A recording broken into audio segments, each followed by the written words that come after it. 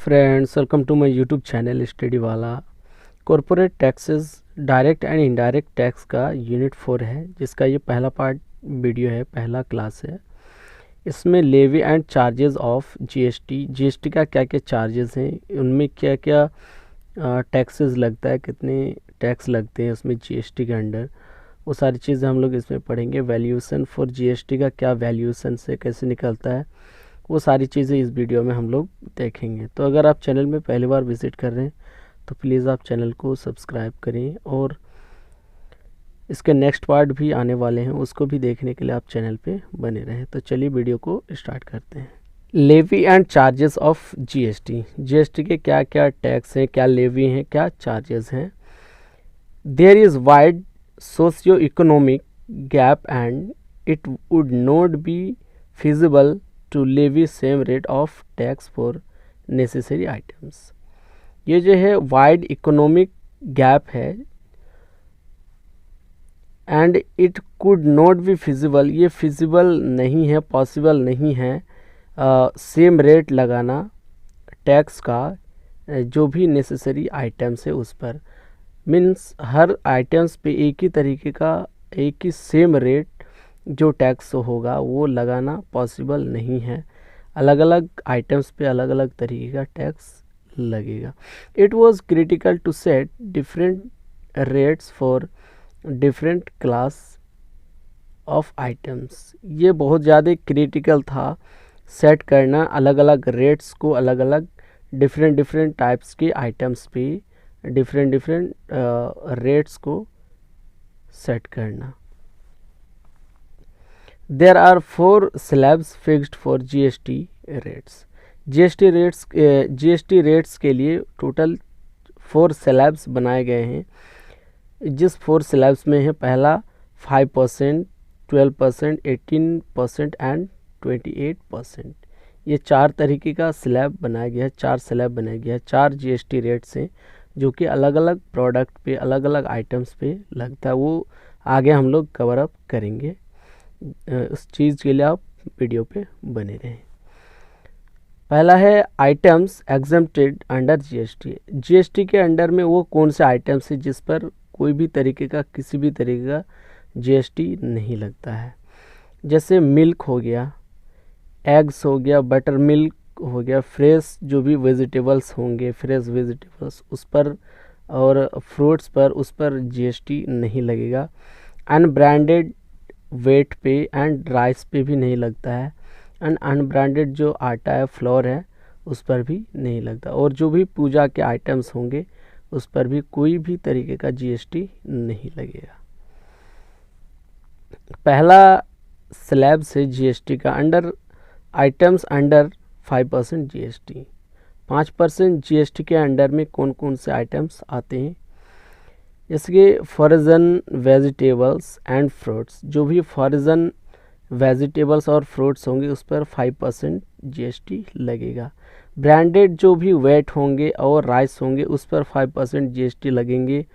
और जो भी ब्रांडेड फ्लोर होंगे और handmade safety matches, cotton fabrics, footwear, ये सारी चीज़ों पे 5% जीएसटी लगेंगे। फुटवियर अगर 500 से कम रेट का है तो उस पर 5% जीएसटी लगता है। जीएसटी अब 12% किस किस आइटम्स पे लगता है। बटर पे लगता है, चीज़, ड्राई फ्रूट्स पर 12% जीएसटी लगता है। मोबाइल फ़ोन्स जो है, अगर आप कोई भी मोबाइल फ़ोन्स खरीदते हैं तो उस पर भी 12% का जीएसटी आपको देना पड़ता है। आयुर्वेदिक प्रोडक्ट, जितने भी आयुर्वेदिक का प्रोडक्ट्स हैं उन पर भी 12% का जीएसटी जाता है। Items under 18%। अब 18% जीएसटी के अंडर में कौन कौन से प्रोडक्ट आते हैं। बिस्किट्स पर लगता है फुटवियर एक्सीडिंग ₹500। बिस्किट्स पर लगता है, और वो फुटवियर जिसका कीमत जो है 500 से ज़्यादा है उस पर भी 18% का जीएसटी लगता है। मैनमेड फाइबर, जो भी फाइबर है हाथों से बनाया हुआ, उस पर 18% की जीएसटी लगता है। हेयर ऑयल पे लगता है, साबुन पे लगता है, और टूथपेस्ट पर भी 18% का जीएसटी लगता है। Items under 28%। अब किस किस आइटम्स पे 28% का जीएसटी लगता है। जैसे एलईडी टीवी हो गया, एसी हो गया, कार्स, जो भी टोबैको प्रोडक्ट्स हैं उन पर लगता है, और सीमेंट पर 28% जीएसटी लगता है। तो ये थे हमारे 4 स्लैब्स जो कि एग्ज़ाम में बहुत ज़्यादा आ जाता है, एग्ज़ाम में पूछ भी लेता है कि किस किस स्लैब्स में कौन कौन से आइटम्स आते हैं। तो ये आप कुछ अगर याद करके जाते हैं, कुछ आइटम्स को अगर आप लिख देते हैं तो बहुत ज़्यादा नंबर आने का चांसेस रहता है।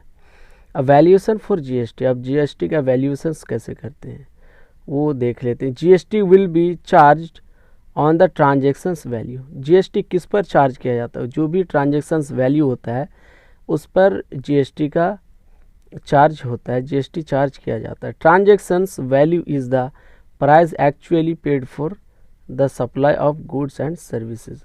जो ट्रांजेक्शन्स वैल्यू है वही एक्चुअल में प्राइस पेड किया जाता है सप्लाई के लिए गुड्स और सर्विसेज का।